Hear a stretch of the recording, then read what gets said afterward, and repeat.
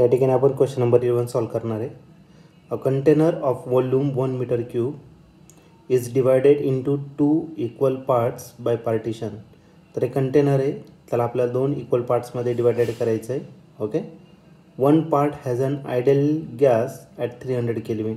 एका पार्टमध्ये ideal gas आहे ज्याचं टेम्परेचर 300 केल्विन आहे. And other part is vacuum. दुसऱ्या पार्टमध्ये वॅक्यूम आहे. The whole system is thermally insulated. तर पूर्ण सिस्टीम आपल्याला थर्मली काय करायचं, इन्सुलेटेड. थर्मली इन्सुलेटेड याचा अर्थ आतमधलं टेम्परेचर बाहेर जाणार नाही, बाहेरचं आतमध्ये येणार नाही फ्रॉम द सराउंडिंग.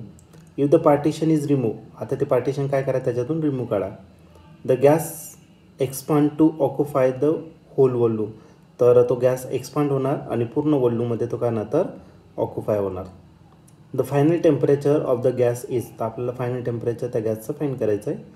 तर हा क्वेश्चन 2021ला आलेला होता. याच्या 4 ऑप्शनपैकी पहिलं जे ऑप्शन आहे ए, ते आहे 450 केल्विन. बी ऑप्शन आहे 300 केल्विन. सी आहे 600 केल्विन. डी आहे 150 केल्विन. तर या 4 ऑप्शनपैकी या क्वेश्चनचं करेक्ट आन्सर काय असणार आहे, चला तर डिस्कस करूया. तर या क्वेश्चनमध्ये आपल्याला एक कंटेनर दिलेलं आहे, त्याचं वॉल्यूम आहे 1 मीटर क्यूब. ओके. एक कंटेनर आहे सपोज, आणि याचं जे वॉल्यूम आहे, तर हे वॉल्यूम दिलेले 1 मीटर क्यूब इतकं आहे. याला डिवाइड करायचं आपल्याला 2 इक्वल पार्ट्समध्ये. ओके. पार्टिशन करायचं. एका पार्टमध्ये आयडल गॅस आहे 300 केल्विनला. ओके.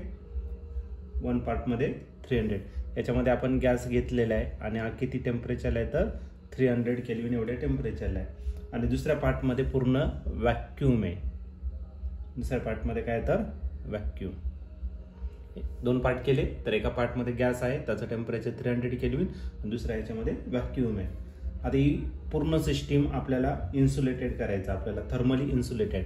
म्हणजे याचं टेम्परेचर इन्क्रीज होणार नाही, याचं पण टेम्परेचर इन्क्रीज होणार नाही. याचं 300 आहे, याचं जे असेल ते असेल. ओके. थर्मली इन्सुलेटेड दिलेलं आहे सराउंडिंग पासून. आता हे जे पार्टिशन आहे, ही पार्टिशन आपल्याला काय करायचं, दुसऱ्या केसमध्ये रिमूव्ह करायचं. आता ही इथंच राहू द्या.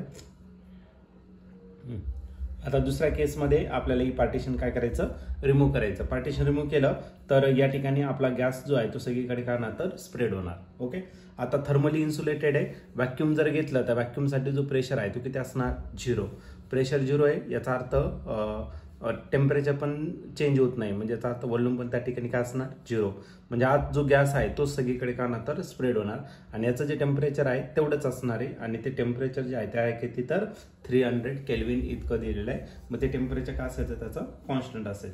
आता पार्टिशन रिमूव्ह करायचं आहे आणि तो पूर्ण सिस्टीममध्ये तो गॅस काय होतोय, एक्सपांड होतोय. तर आपल्याला फायनल टेम्परेचर फाईंड करायचं. आणि थर्मली इन्सुलेटेड दिलं आहे, याचा अर्थ टेम्परेचरमध्ये इन्क्रीमेंट डिक्रीमेंट काही झालेलं नाही. मग टेम्परेचर सुरुवातीला जेवढं होतं नंतर तेवढं टेम्परेचर असेल.